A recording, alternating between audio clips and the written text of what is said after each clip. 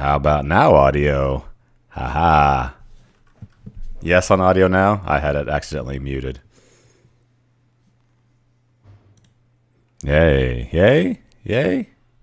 I know. Just wait for it to catch up. How are we on audio now? Yes? Yes, yes! One button. See, I told you I was going to break something. I knew it. I knew something was going to go wrong, and I was worried that audio was going to be the first thing. I know it's always something. So I have this microphone, yay! But it uses a USB Mini, not USB-C, not USB or micro, the one that I don't know. Anyway, it's the oldest one. And one of my main one was broken, and so I was scrambling to find a cable, but everything was closed. I was having flashbacks because everything was closed. My kids were home from school. A little bit of some COVID flashbacks, which is where this whole thing started, right? Doing mean things because I couldn't see y'all in person, but here we are doing it again. Micro, thank you, Jim. I did find a DVD of, this is my engagement photos of my wife and I from 2006. So I did find that in my boxes today. So I know, Burkich, I'm with you. I have made this decision in my life that I'm only going to buy things that are USB-C from now on. I was actually going to buy a different light wand, and it wasn't USB-C, and so I didn't buy it. Even though I might have liked it, I didn't buy it because I'm tired of all these proprietary connections. It really drives me nuts. Yeah. I agree. Today, obviously, we're going to be talking Lightroom. We're going to be talking photo critiques. I'm going to be drinking cherry limeade Waterloo. I'm in the middle of a fitness transformation challenge, so I'm trying to lose some weight. So no beer or wine for me today, or whiskey, even though it sounds really good by a campfire. Anyway, I'm halfway through the transformation, so then when I'm done with that, I can. Yeah, so this will be fun. Thank you all for joining. It's good to see everybody virtually. I wish we could be drinking wine at Three-Legged Goat, but apparently it's unsafe to drive. So we'll do it in a month or so. So we'll meet up again here soon. This is just a weather delay, not an end of the world delay. So I guess for that we're lucky.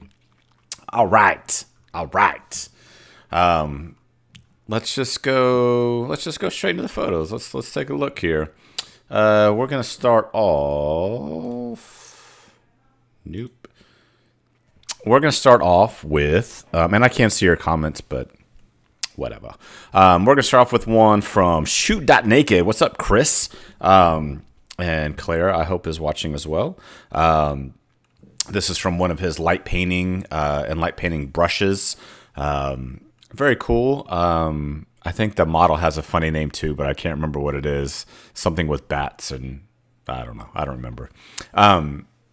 So yeah, a couple things off the bat. I really like the green and blue working here. I think the crop, kind of going for a square crop, is always a good choice. Differentiate it. I'll show you the raw file and all that here in a little bit. Good pose too, right? It's hard for light painting. You have to hold still. So finding cute poses that you can hold for a while, that aren't so static feeling, or where you're sitting, you cheat, you sit down, or you're on a stool or something. So I really like this pose. It's actually a full body portrait. So yeah, I will say I think the right there in the center, these I don't know if you can see my mouse there, but right here in the center part, that white light gets really hot, which I don't necessarily care about, other than I think, we have a face here that we kind of want to see. And I feel like your eye is going more towards our right shoulder. Yes, Jim, more spin. Yeah, I get the adapter. I know. But, I always want to kind of go to the face, right? Assuming that's where, if a face is in the photo, I'm going to assume that that's the thing that I'm supposed to be looking at. And so the brightness in and of itself doesn't bother me. What I would say is that it bothers me is that it takes away from the face. For me, I feel like it's a little warm through here. Maybe it's supposed to be. And then we have some interesting color, right? We have pink, green, blue, kind of yellow, golden. So we're working with a lot of different colors here. I find maybe, I don't know, the legs kind of draw my attention more than the face again, which again, maybe that's intentional. Maybe, hey, I love my legs. Maybe I want to look there. I get it. But just some things to think about. I also feel like if we zoom in a little bit more, I do feel like the faces may be a little aggressively smooth through here. I didn't take the edit that I did into Photoshop, but it's on the edge of being a little soft, smudgy. I'm not sure what to do. She has a couple of things that could be tweaked, but that's kind of a take into Photoshop, which is more than I want to talk about today. But overall, it's really cool. I love the fairy feel. Just right through here would be the only thing that gets a little aggressive with that highlight. So I do like the green, the blue. I think all the color tones work. So let me show you what I did. I will say that I like to, before I edit a photo, I kind of like to talk to myself about where I want to go with it. And I literally do talk to myself as I'm doing again right now. But for this one, it's not supposed to be it's not supposed to be like a classic portrait, right? We have kind of fairy wings that are light painted on. We have a look over the shoulder pose, right? So it gives us license to go deeper and push colors more than maybe we would for like, a high school senior photo, right? So let's kind of take a look at where we started from in this photo.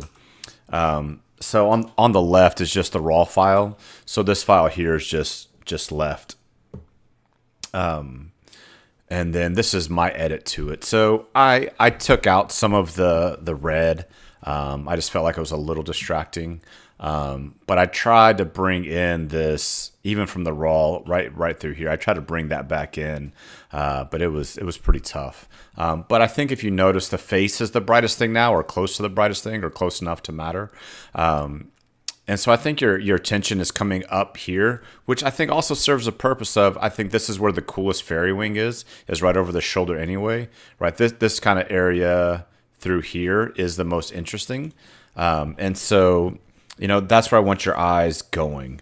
And so I used a lot of radial and linear gradients to kind of walk through that. The first thing, though, that I worked on is camera profile. Camera profile is kind of always the first step of what I'm looking to do.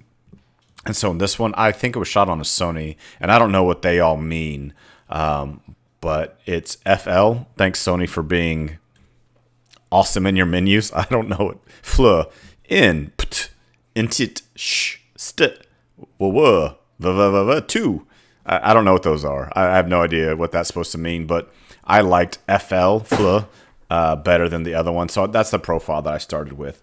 Now, if that's a profile that you like, you can always hit star, and it'll show up then in your drop-down menu. So you don't have to go back to all of those. Right, the Adobe Standard to me was a little bit, it wasn't far off, but it was a little bit flatter. Oh, now I have to go back to Fl. There we go. So I started with that. Let me show you all the different maskings that I did here, which is quite a lot. We did a subject mask. We did a subject inverted mask. We did a radial to kind of bring your eye up. We did an inversion. I'll kind of walk through some of these. Let's close these off real quick, and we'll kind of walk through why I did what I did. So first mask is select subject, and that was to brighten up our subject here, but just our subject and not our background. So I went plus on highlights, plus on whites, and that made everything here brighter. And then I came back and I inverted that, and I darkened everything around it. So essentially I made the subject brighter, the background darker. So subject brighter, background darker, one for the subject, one for the background. That's all we did here. But it was also trying to bring some of these brushes down a little bit as well. So those are the first two. Third mask is just I don't even know if I did anything to it. Nope, didn't even add any instructions. But I inverted it, and I darkened around that area as well. So, yes. Yeah, masking is getting very, very good. And what does Binky say? FL, look tones down some colors while enhancing the sky, greenery, and contrast. So that worked out right because, it's probably for landscapes. FL is probably for landscapes, and this is all blues and greens, which makes sense, right? Takes out some of the reds. But in this case, I duplicated and inverted that radial there. And again, it's just to darken away from this area, right? If I show the overlay, it's outside the circle on that one. There we go. And then this little hotspot right here, which I guess is from, I don't know, maybe a light hitting or something, a background light hitting, something catching that corner. I wanted to darken that just because I felt like it was distracting in the full body edit. I liked it okay in the square, but in the full body, it was a little bit more distracting. So that's just, burning down, 4/10 of a stop. And then we did the same thing on the other side. It's a linear gradient, and that's kind of catching some of that highlights through here as well. And then I did, this shoulder was catching a little bit more of the light. And so I just did a little bit of another burn down there to try to take it off the shoulder. Again, to keep the brightness into the face, but not on the arm. And then there were some highlights that were blown out through this area. And so I just brought down the highlights and whites through here just to darken that area a little bit. Because if I made a print, it was overexposed. And then the last one, not even sure. Oh, I just brushed in. I brushed in the eyeballs. Let me show you what I did though. So in the eyes, I added shadows and a little bit of exposure. And the reason I did that was because the eyes were almost all dark. And I just tried to bring up those irises. That's maybe a little much. But I just wanted to bring out the pupils and irises just a little bit more. So that's just for those right there and right there. So, and that's just a brush. I'm not using any of the other tools. I went with a full body crop, and I cropped off some of the original, which is fine. For light painting and things like that, it's way better to shoot loose to start. You never know quite where your arm's going to end up or anything else. I would also say, Chris, there's a dust spot right here. You might want to do a little sensor clean. I didn't check to see if there's any more, but I noticed that one showing up at F9. I think there's one like right here too, but that's fine. So yeah. Anyway, and again, we use these triangles as bumpers on Lightroom just to show what's overexposed, what's underexposed. But then the other thing that I did, I played with luminance. So luminance is the how bright is a color channel. So I darkened some of the greens, I lightened some of the orange, went a different direction there. You can see what I did here. But then color grading, and I'm going to show you two different ways to color grade tonight. This first way is kind of the new way, right? We're color grading, and all this means shadows. We're adding purple. So if we split the image into 3 tonalities: shadows, midtones, and highlights, I'm going to apply this a little bit of purple to the shadows, a little bit of green to the midtones, and a little bit of greenish yellow to the highlights. And then balance, that just means I can shift towards green or I can shift towards that purple. And I just, it's just whatever I like. I happen to like -27, but that's just up to you. This is what I kind of do last. I do color grading last.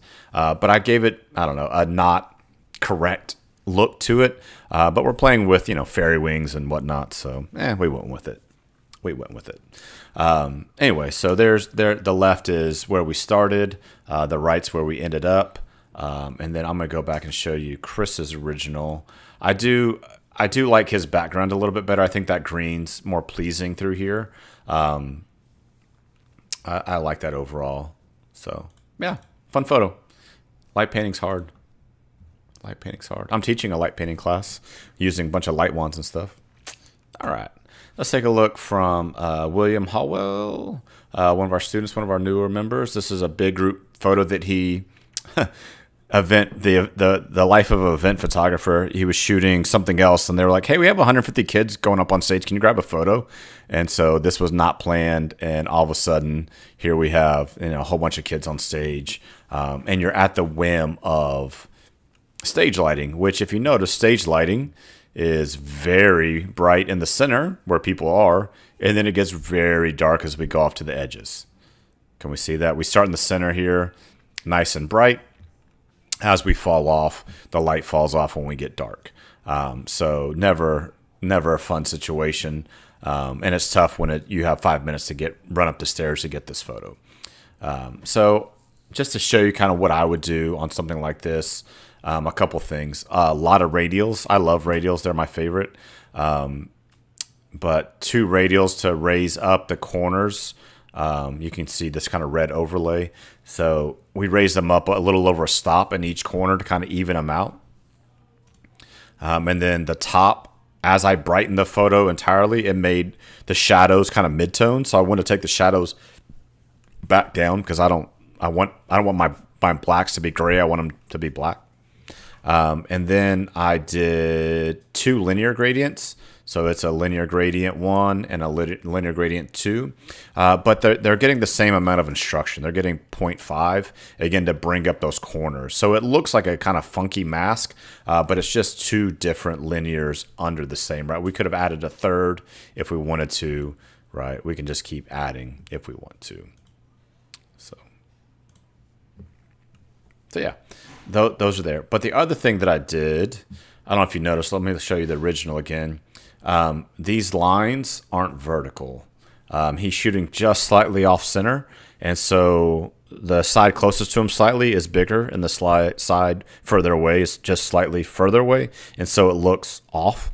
And so I used, without any other global adjustments, let me go to it. Without any other global adjustments, we did the transform tool. So this is the original. If we can see those center lines, if I bring up my grid, here's my overlays, we can see that they're not quite straight here. They're kind of running just a little bit away. And so what I did is go to guided. Oh, let me turn that off. Guided, and then I drew in the lines to get things straighter. All right, so I drew those lines there, and it just slight. It's not a big difference, but you'll notice it most kind of in this right-hand corner. If we go from off and then shows that effect, now my lines are vertical. It's one of those little things that really bother me. It may not bother anybody else, but it's just something that bothers me. But these moments are tough, right? How do you get 150 people to look at you, to interact, to engage? So well done for getting it done in like 5 minutes. I know it's tough. So yeah, good. But I just kind of want to show you a couple things. And then the next photo, this is from Steven. He wins the award for largest file size. This PSB file was 3.9 gigabytes. Thanks, Steven. Yeah, 3.9. So this is a panorama. Steven, let me know how many images it was. It's a beautiful image. It's very subtle and beautiful. And of course, I messed it up. I took it probably 10 steps too far, but I just wanted to illustrate some things. I do feel like it's slightly dark in the foreground, and maybe that's just my monitor. I'm curious how the print turned out.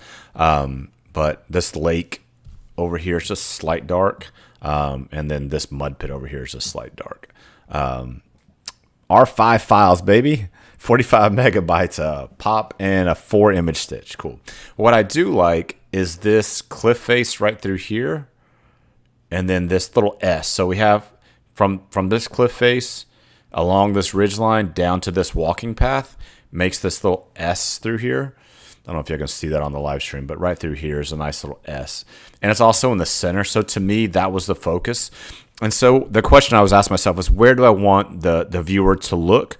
Or what journey do I want the viewer's eyes to go on? And maybe that's for this photo is maybe a better way to say that. What journey do I want the viewer's eyes to go on? So for me, for walking paths, roads, trails, it's always those, right? We're humans, we follow the trail. So the trail's here, and it makes this cool S. And so we're going to bring that out. I love the clouds. I love these fingerling rays and all that. And the way the mountains look in the back is really cool too.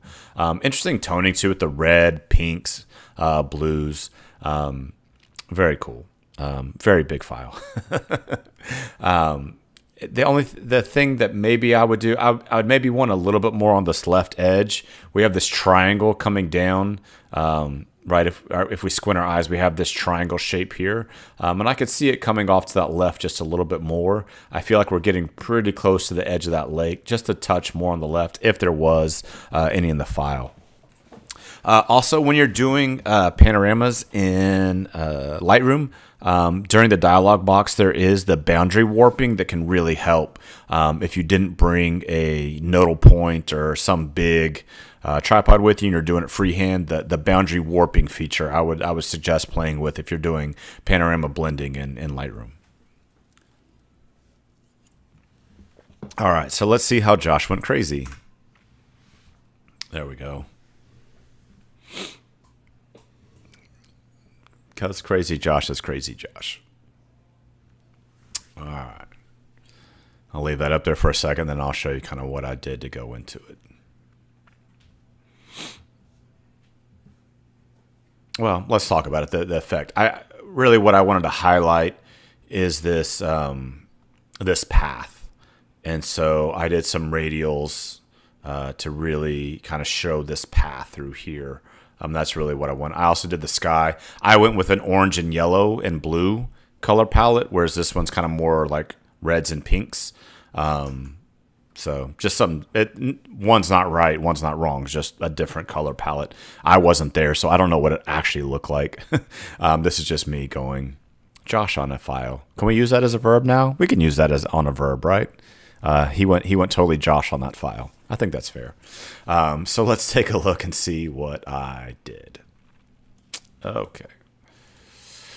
As far as global edits go, I really didn't do much. I boosted my whites and I raised up my blacks. And the only reason I did that, if I take these down, I was just getting a little bit close.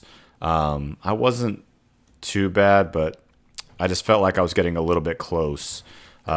Especially if I knew I was going to be making a print from this. I felt like I was getting pretty close at the margins to my dynamic range. So that's kind of first. And the only other global element I did was I added vibrance here. So I went +10 on vibrance just to give it a little bit more. Luminance, I brought up the reds a little bit, reds and oranges, and I brought down the blues and aquas, right? The blues and aquas are this area here. Reds and yellows are pretty much the rest of the photo. But just brighten those without having to brighten everything. I could brighten just that one color channel. So that's something to kind of look at.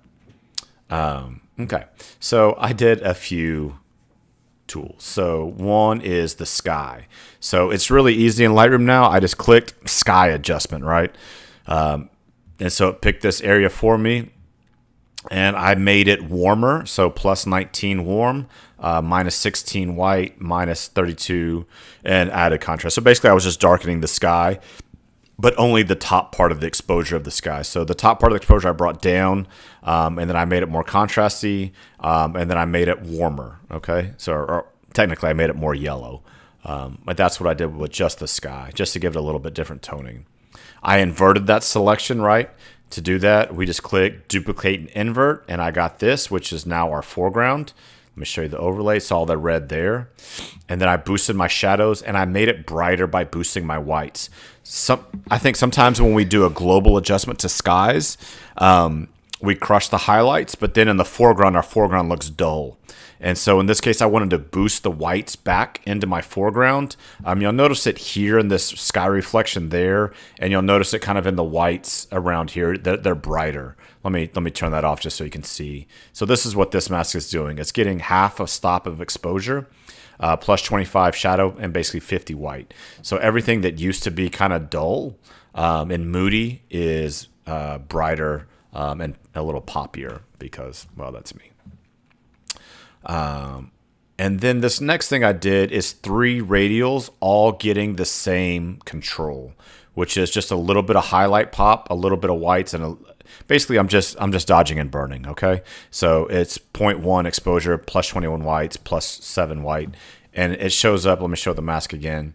It's showing up is this kind of area here, right? This path, the mountains here, and this pool over that way. I don't, this area is black and shadow, so I don't really care if your eye goes there. But I know if I brighten this, it's going to make your eye come to this area, which is that kind of areas that I want you to go, right? If we look at the zones, this mountain range, this path, that mud pie, that's where I want your eye to go.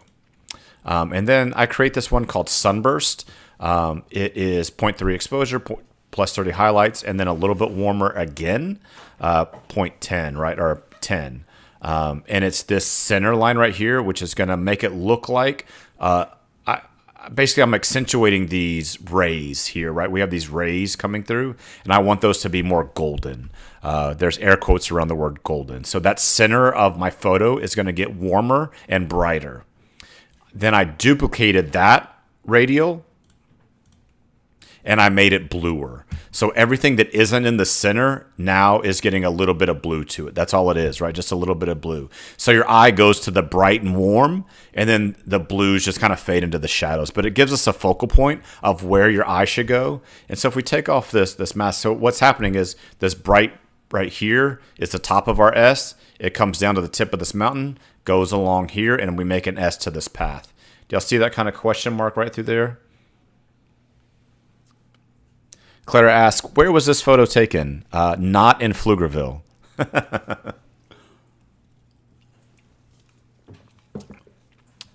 Steven says, Tombstone Territorial Park, Yukon, Canada. Yeah, very cool. This photo's awesome. You have to travel quite a ways and drink a lot of bad whiskey shots to get to this area, from what I've been told. And I wouldn't consider, I mean, what I did was just like the last little bit of editing. Steven already did all the hard work. But this was just really to show how to accentuate where your eyes, how we can use editing tools to tell the viewer where to take the eyes, right? What's bright, what's warm, what's sharp, right? That's where your eye is going to go. What's unsharp, what's cool, what's darker, your eyes aren't going to go there naturally. Plus, we have this compositional S, so that's what we wanted to highlight. But yeah, beautiful photo.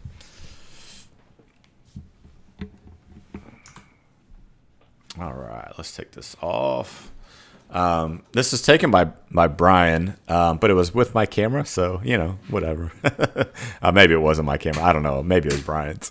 But this is a really cool music shot. What I love about this photo, I didn't do any edits on it because I just like it the way it is. It's Lagwagon, which is a punk band. I love this upper right here, this upper mezzanine. Everybody's eyes are on the singer, right? Look at this person clapping. She's very happy. He's screaming. She's got a smile, screaming, right? So we have action, right? This person here is our action, right? We got a singer throwing up the mic, right? Very good there. But then we have the reaction all in one photo, right? So action in one shot, reaction in the background. Action is in focus, reaction's out of focus, but enough that, hey, it's there. But also we have a foreground, right? We have these hands in the area that are kind of showing you that there's also a crowd in there. If I did anything, I might just bring in that crop to like there, just to get that other person's hand out of the way. But I like that we have a foreground. This is our middle ground, and this is our background. And it's black and white, which music photos, hey, that's fine. I'm sure the lighting was awful, as it is in punk shows and live music. And in high school and middle school gyms, maybe the worst lighting in the world. But it's just fun, right? It's just a fun moment. You know, my other nitpick, I don't know if it's a banjo player, mandolin player. I can't quite see what that instrument is. I kind of wish that person wasn't there. I think it'd be a stronger image without that, but you can't yell at them and tell them to move, right? But if I had to say something about it, I would prefer that we don't have a banjo, like, I don't know, finishing off our lead singer here with a gut shot.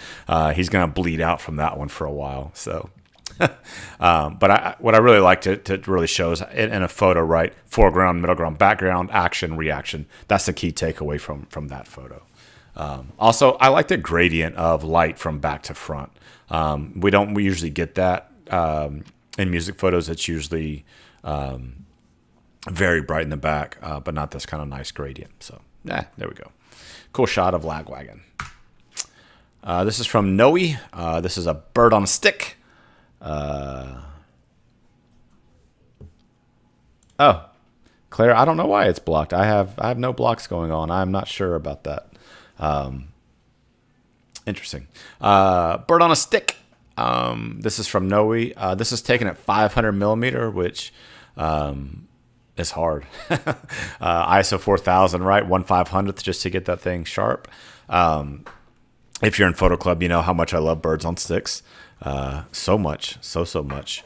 But it's a cardinal in the winter. What I do like about this photo is the red of the cardinal with this blue background here.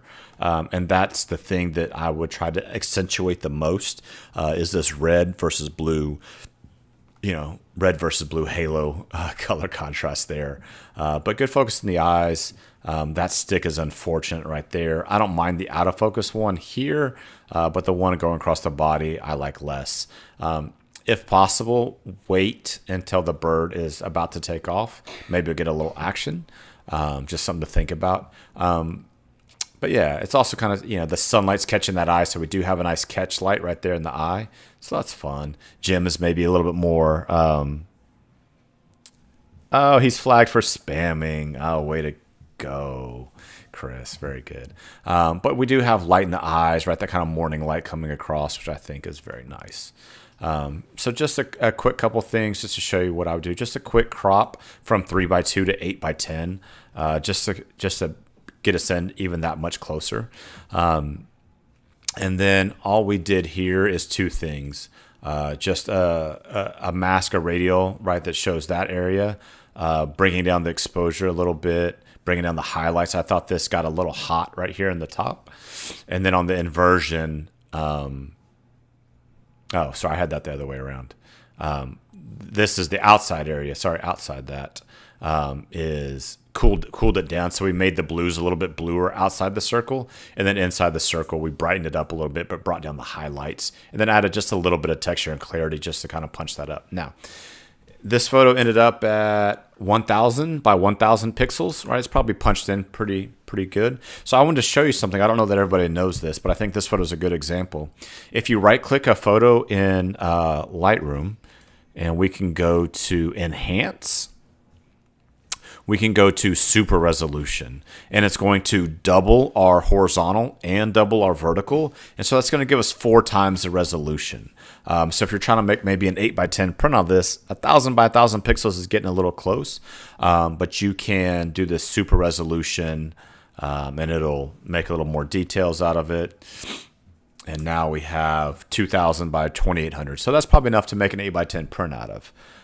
So just something to keep in mind if you're having to punch in pretty far. And I'm sure the bird people know this, but for everybody else, you can do that super enhanced details. It's a great way to get a little more punch out of a photo that you had to crop in on. So thanks for the submission, Noe. All right. This photo is from Mr. Bill. It is also not from Pflugerville.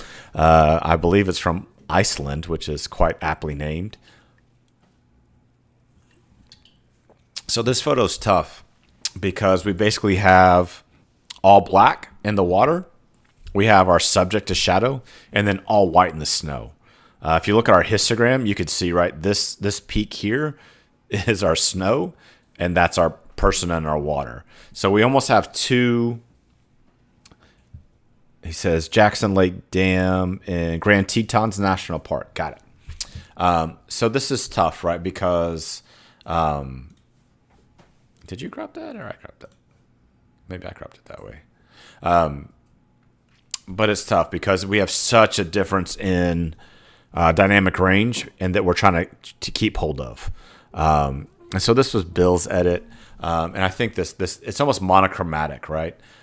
We have the black of the water, we have the white of the snow, but I love this flip of the fly fishing, and we have a little bit of motion in the bend there, which I'm fine with. He's still, and we have this zip in the line, so we can see what's going on here, and I like that a lot. It's good action. This guy looks frigid. His hands, if you zoom in, are very red. His face looks pretty red. He does not look like he's catching much. Maybe he is, but he has a very a look here. Now, I also say that he is also wearing a gray card. So if you have trouble white balancing, you can always just take your eyedropper and balance on the human gray card that we have there. I don't know if that's any better, but it's something that could be done if you wanted to. Things I like, I love the S along this peak here. I think that's pretty cool. See, we start from the top, and we're just having these cool S's. And so that's really nice. And I like the motion of the right? Where the motion's from here. So you kind of know to look out into the water, right? He's looking at the water, and that's where the action is going, okay? For me, I do feel like he's a little underexposed, but I do think that the snow is well contained here. We can see detail in all the snow, which is really nice.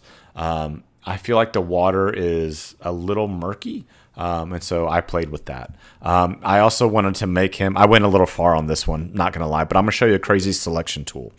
Because we have a person standing against the white, we basically have two zones of exposure. We have the fishermen in the water, and we have the snow. And that's really it. That's really all we have. And so what's funny here, I tried to use just select subject, but when I did it, it didn't give me, like, that's not good, right? That is not the subject. That's the subject plus some snowbanks, and like even all the way up here, it thought somehow was the subject. I don't know. Maybe he exploded or something, and that was one of his body pieces.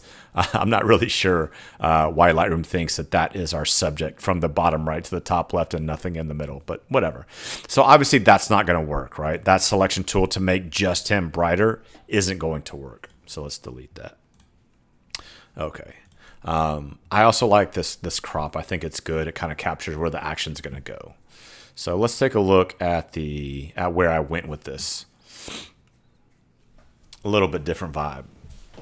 So the original crop is a lot bigger. We both took it down to a 16:9, which I think really kind of fits the action here. So I like that.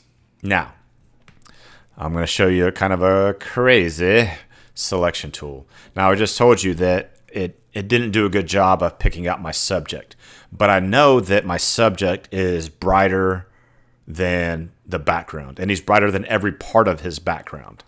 And so what I did was two things. I created a radial gradient, right? I basically just selected everything but him, and then I added a luminance range. And so I'm basically, let me show you what's going on here. So it's picking up everything but him, right? So it's everything except for him. And so we can play with that. If we move this luminance range inside that radial, right? He's picked out there. And as I bring up this luminance, he starts coming into focus, right? And so I can deselect him, basically. I'm basically deselecting him by using this tool to get only the things, right? So maybe like there. And that allows me then to do work outside of him, right? So I can darken this area. Does that make sense? That's maybe a little complex. We're going to do it again in a little while. And then this mask is the same thing.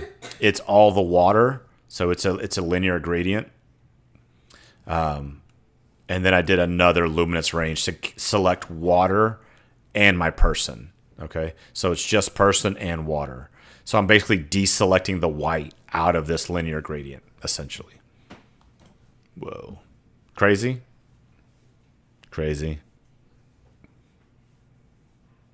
So it's a way to, and this is part of the new things. This came out, I think, in October, where you can stack filters like that, where we're creating an initial selection, and then we can modify that selection with either a color range or a luminance range. Say, hey, of everything that I selected, we can add this color, we could subtract this color, we could add this luminosity, we could subtract this luminosity from that selection.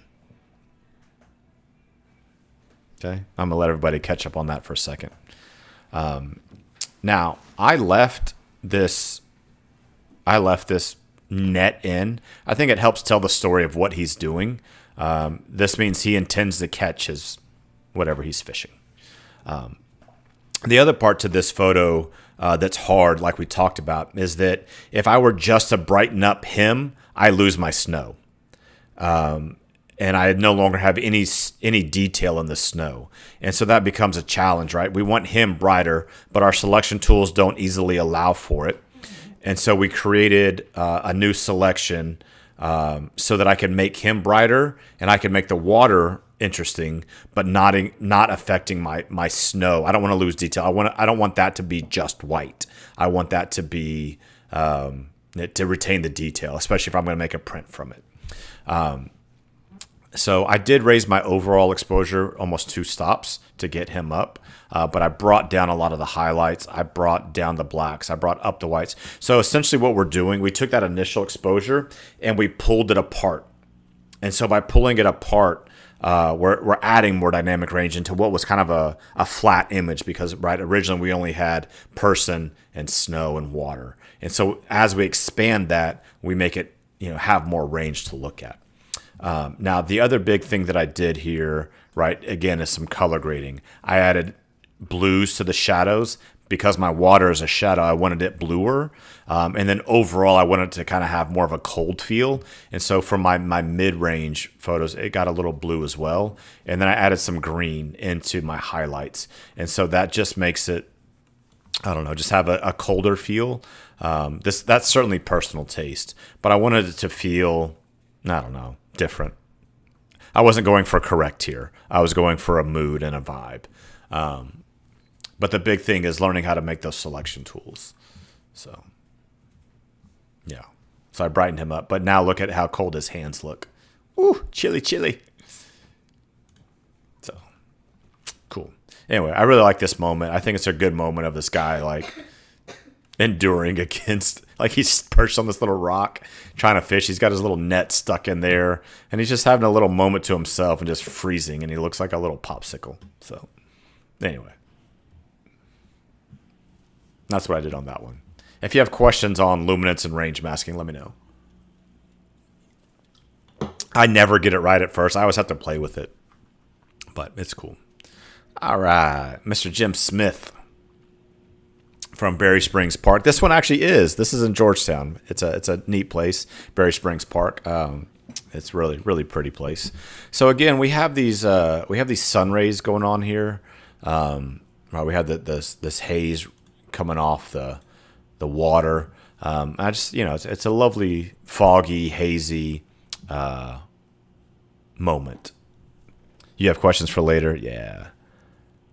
So, Ron, on that last one, the subject selection didn't select very well. So that's why we had to do what we did, because it wouldn't do it. So one of the downsides, I mean, I guess you could have done select subject and then deleted all of the things that didn't work, but I just wanted to show you another way to do that.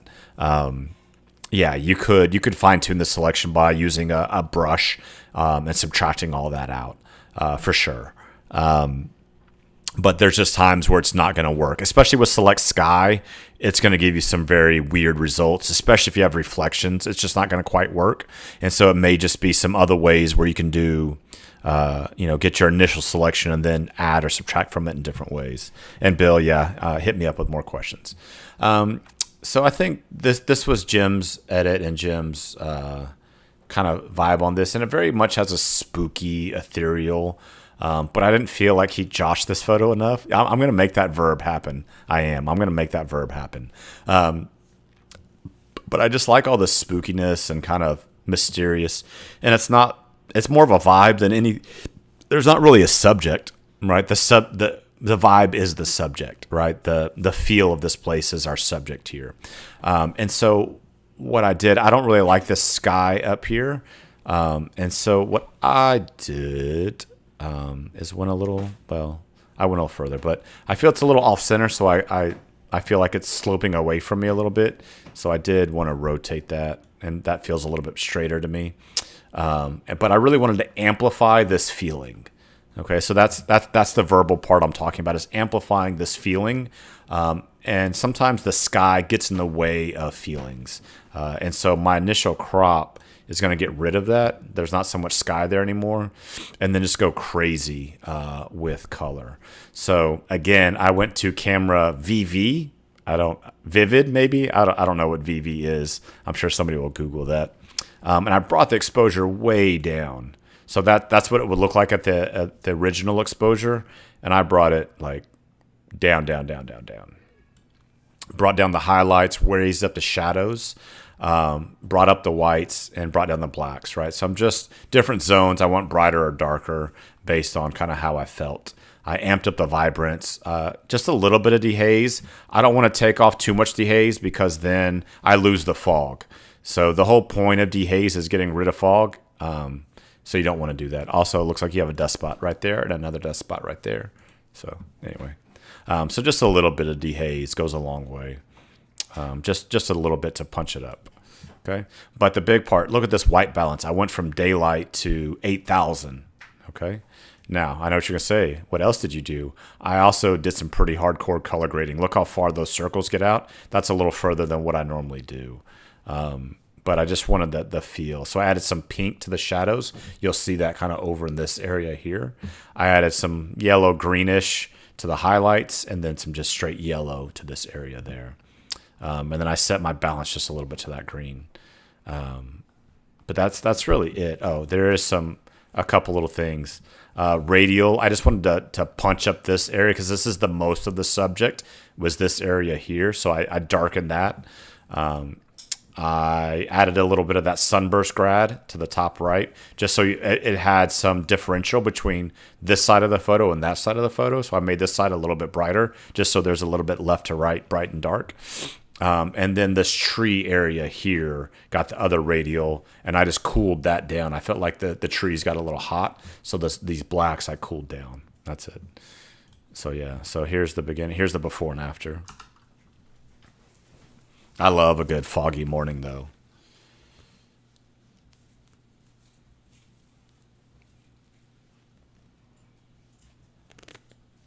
Yeah, so see, I picked the right one. It's for cloudy weather. Yeah. Yeah, that's exactly what. I just went darker and harder, and just trying to bring out a vibe out of it. I went back and forth on leaving these in, this little foreground out of focus. I don't know. Part of me wants to leave them in, but they're kind of everywhere. I didn't know where to stop, but I like this diagonal line coming across right there, so I didn't want to crop into that too much. So I just kind of left it where it was. But it just now it has like this spooky vibe. I think this would be a good background plate to a photo. Like if you had like some like swamp creature that you could like Photoshop onto this coming out of the water. That'd be fun. Yeah. Anyway, it's just a way we can do that. But the easy fixes, right?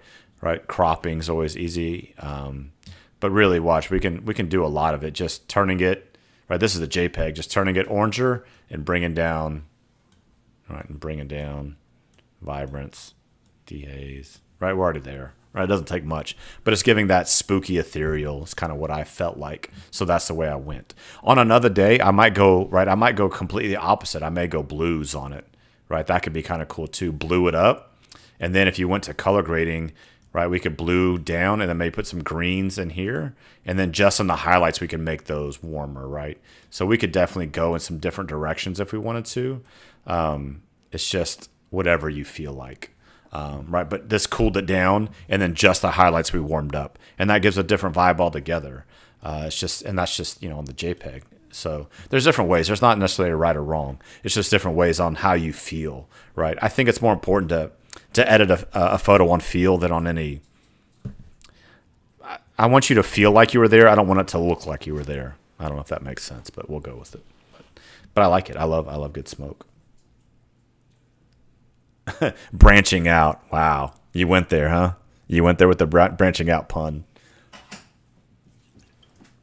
Well done. Well done. The verb Josh. Yes. Yes. All right. This is from Miss Jess. She said this was lit by light wands and just kind of going impromptu light wands. And this is our friend Olivia. Super cool. I love like these lights flaring out in the corners and the glow out of the lights there. This little triangle burst there is really cool. And so I think it's good, right? This cool green-red vibe, right? And in this instance, green kind of makes sense if you think about it, right? Think about like sodium vapor lights at night under a street light. It kind of has that, or an exit sign or an enter sign, right? It would make sense that there's green in this frame, even though obviously it was added. But, right, we would call that motivated lighting, right? Light that could happen. And so, right, we have this red here and all the good stuff. Now, what I want to show you, I didn't really do a whole lot to this photo, but I want to show you a different way. Yeah, maybe there's a bird in that last one. I want to show you a different way to color grade. And this may kind of get crazy, but let's do it. So this photo, I did boost the shadows, but let me, if you notice in the tone curve, we did some S curves. Okay, I'm gonna reset all these, and just to kind of do it live. So what these tone curves say is I can apply green or red to the highlights, right? We could get rid of some of that green in the highlights, and we could add that green back into the shadows. Okay, right. And then on the green channel, right, we could accentuate the reds or accentuate the greens more. So maybe right in here. And then in the blue, right, it's blue and yellow. So maybe I want to bring up the blues and just the highlights, right? I could go blue, and then I want to kind of bring down the yellows in post. So this is the way I used to color grade before we had these really fun wheels here. But I find this, I still come back to this sometimes. Especially when I'm doing like very hard gelled imagery where I'm really using a lot of gels. I'll use this as a way to bring it not to certain color channels, but then I can really flip back and forth between what color I want in my shadows and what color I want in my highlights. And I can accentuate it even more just depending on which way I want to go, right? I can make it up, I can make it down. It's just something to play with. So if you have a photo with lots of color in it, I would recommend just playing with it. It takes a little bit getting used to, but some kind of fun to play with in a different way that you might not normally do it, right? So again, before and after, it's just playing with those initial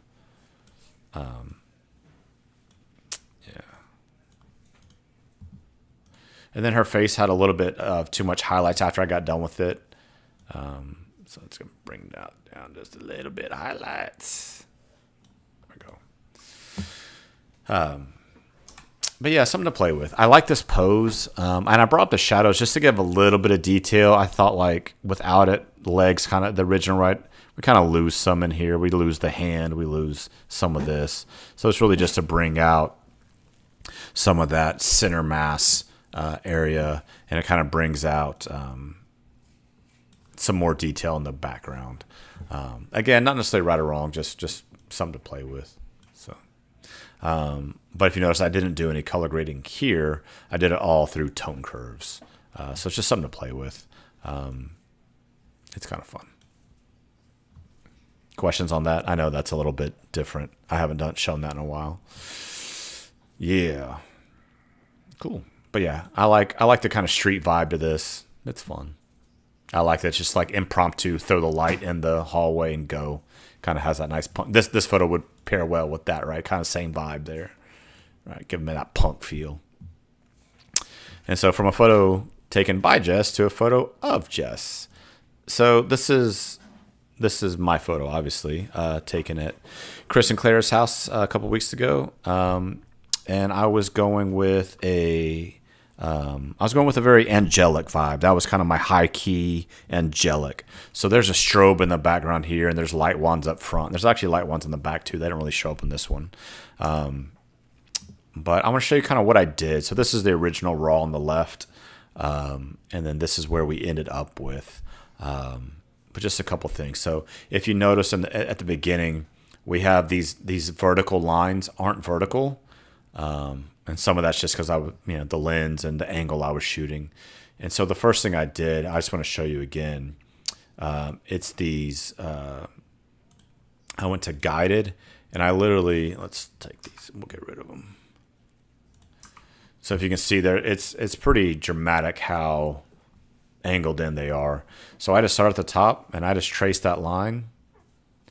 There's one. And then we start at the top and we drag down, trace the other one, and then it's going to straighten those up for me.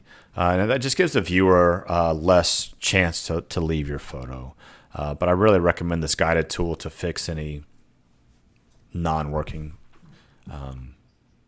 I did lens correction for the lens I was using, but not vignetting. I don't need more vignetting. I want less. And then I brought it up a stop, right? So if you see here, it's kind of underexposed, but I brought that up all the way up. Play with some highlights, all that good stuff. I added texture, but not clarity, and I took off dehaze, right? I didn't want to add dehaze and be here. I didn't want it more punchy. I actually wanted it less punchy. So if we subtract dehaze, we're adding haze. So I wanted to make it feel more foggy. So I'm subtracting dehaze. Double negative there. So I'm adding haze basically through here. But the cool thing that Lightroom does now, we can do these select subjects. And so I picked lips and eyes. And for the lips, I wanted to darken the shadows there to accentuate them. And I added more saturation there, right? And I added clarity. So instead of adding clarity to the entire photo, which would have affected skin and eyes and hands and all that, I only wanted on the lips to make the lips punchier more, right? So if we take it down, right, we don't want those soft lips, right? I want the lips to stand out and kind of be a point of focus, right? So what's sharper and what has more texture stands out. So we added it there. And then the other part to all of that was just the eyeballs. And I just darkened the blacks, right? And then added saturation, added texture, added clarity, added dehaze. So I punched up the iris and then darkened the pupils.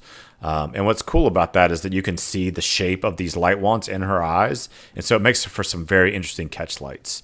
But it's just bringing up all of that. I did cool down my white balance to start. Now, if you notice J5 actual, I profiled my cameras and then I called my R6 files the R5 when I was naming it. I called my R5 files the R6. And so I don't know how to delete them, so I had to redo them all. So that's why it says actual next to it, because I can't be trusted with doing anything right.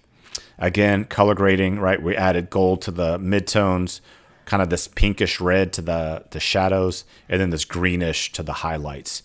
And that just to get this feel. You can kind of see the green right here in this area there. It kind of has that greenish tinge. And then the red, look at the shadow in here. It has that red. And then overall, everything just gets a little warm to it. But I like the way the hair feels. It just kind of feels like nice, soft, not like super red, but just that like more auburn hair is what I was going for. So, yeah. Those are the only... Oh, and then the hands were getting too bright. And so I just, from the bottom up, just darkened the highlights. Again, that's to keep your... I want your eyes coming up to the eyes and lips, and I don't want the hands. They're already bright enough, and so I just darkened it a little bit so that your eye goes to the center. So yeah, and that is not a fake lens flare. That is not added. That is an actual. There's the raw file. That's actually in camera lens flare. So I don't know. What do y'all think? Some good photos. Y'all learned something today. Selection tools, tone curve color grading. That's a new one. Yeah, let's flip back over. Yeah, what do you think? Any aha moments for y'all? Anybody having a little PSD from everything being shut down and listening to Josh Says Mean Things right before the world ends for a couple years? Let's hope that isn't. Let's hope history doesn't repeat itself in that instance. Something else I've been using a lot of. I know I've been showing it, but this is my dream filter. It just kind of softens everything up. Ooh. It's actually quite dusty as well, but kind of see that. Yeah. But that's what that was used on this too. I was using trying out my I have Nisi. This was used with a black mist filter, and that helped to soften it up as well. So yeah, I know, Binky. When you told me your power went out, it gave me the oof. Yeah. That wasn't fun. Somebody else told me their power went out like 12 times today. So, if you have questions, just hit me up on text. Y'all know who I am. Send me a text. I'll answer as best I can. That's probably the easiest way. Anything else? That was episode 31. Oh my gosh. We'll do this in person, assuming the weather isn't completely crazy. But yeah, we'll do it again. I'll probably do another three-legged goat maybe in March, February. I'm out of town most of February, so it's gonna be hard to do. Also, go out and shoot some for February. That's your go out and shoot. Go have fun. A lot of people that I message, hey, send me a photo. Like, nah, I haven't been shooting anything. So go out and shoot, have fun. Go get some ice photos. And then in March, we'll be doing another one. If you have specific Lightroom questions, let me know, and I'll try to find a photo that's a good example, and we'll demonstrate that again in March. So, yay. All right, guys. Well, thanks for spending y'all's Frozen Tuesday with me. We'll talk to y'all soon. Y'all have a great evening.